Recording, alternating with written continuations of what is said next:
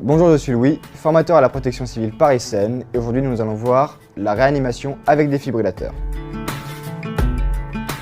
Face à une personne au sol, je vais d'abord devoir vérifier son état de conscience. Je vais venir mettre mes mains dans ses mains et lui poser une question et un ordre. Madame, vous m'entendez? Si vous m'entendez, serrez-moi la main, ouvrez les yeux! Ma victime est inconsciente, si je suis seul, je vais devoir demander de l'aide. Au secours, à l'aide! Je vais devoir vérifier la respiration.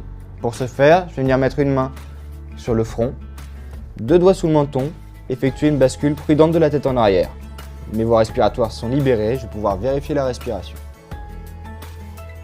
1, 2, 3, 4, 5, 6, 7, 8, 9, 10. Au bout de 10 secondes, il n'y a toujours pas de signe de respiration. Ma victime est donc en arrêt cardio-respiratoire. Je vais devoir commencer un massage cardiaque. Avant de commencer quoi que ce soit, je vais devoir appeler les secours si je suis seul. Si je suis en présence d'un témoin, je vais lui demander d'appeler les secours et d'aller me chercher un défibrillateur. Un massage cardiaque doit toujours s'effectuer sur un plan dur. Si ma victime est sur un lit, je vais devoir donc la mettre sur le sol. Il faut aussi que la poitrine de ma victime soit dénudée. Je vais donc dénuder la poitrine de ma victime. J'ai dans mon champ visuel un défibrillateur, je vais donc le prendre, l'ouvrir, l'allumer et l'écouter.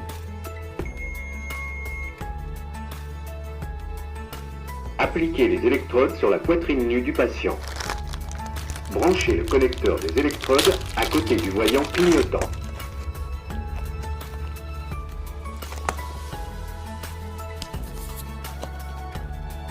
Appliquez les électrodes. Branchez le connecteur.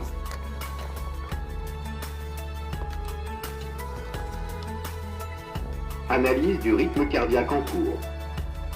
Ne pas toucher le patient. Choc recommandé. Appareil en charge. Restez à l'écart du patient. Délivrez le choc maintenant. Appuyez sur la touche Attention, orange. le choc! Maintenant. Choc délivré. En pause. Commencez la RCP. Le défibrillateur vient de m'indiquer de commencer une RCP. La RCP, c'est la réanimation cardio-pulmonaire. En gros, c'est le massage cardiaque. Je vais devoir placer le talon de la main sur le centre de la poitrine, sur l'axe médian du sternum, partie inférieure. Je vais devoir venir placer ma deuxième main sur ma première, les doigts croisés pour éviter de casser des côtes. Mes coudes vont être verrouillés, mes bras tendus et je vais me mettre à la verticale de ma victime pour avoir une pression sur le cœur. Je vais effectuer des compressions thoraciques d'une profondeur de 5 à 6 cm, à savoir que le temps de compression est égal au temps de relâchement.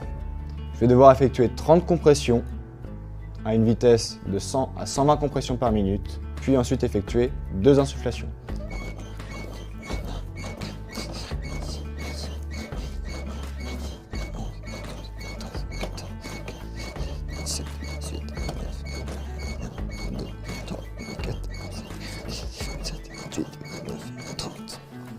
Je viens d'effectuer mes 30 compressions thoraciques, je vais devoir effectuer les 2 insufflations. Pour ce faire, je vais venir mettre une main sur le front de ma victime, 2 doigts sous le menton. Je bascule la tête en arrière. Je vais venir pincer le nez de ma victime, ouvrir la bouche et englober la bouche de ma victime avec ma bouche de manière à avoir une étanchéité parfaite. Je vais devoir effectuer 2 insufflations, un souffle long et continu jusqu'au soulèvement de la poitrine de ma victime.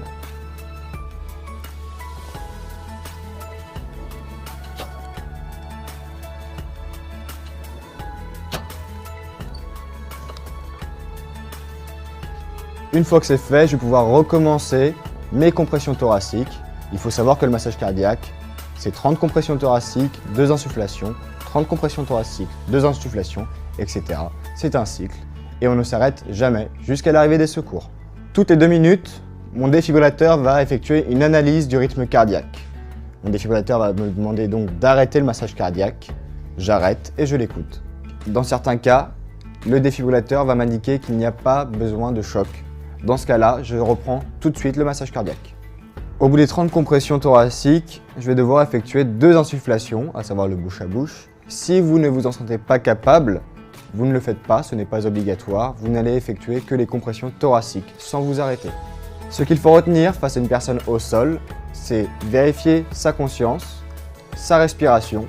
Si la victime ne respire pas, c'est qu'elle est en arrêt cardio-respiratoire. Vous allez devoir appeler les secours. Si vous avez un défibrillateur à côté de vous ou qu'on vous l'apporte, vous n'avez qu'à l'allumer et suivre ces consignes, mais en aucun cas vous ne devez l'éteindre. Il n'y a que les secours qui pourront l'éteindre. Vous trouverez des défibrillateurs dans tous les lieux publics, les mairies, les gymnases, les stations de métro ou encore les musées.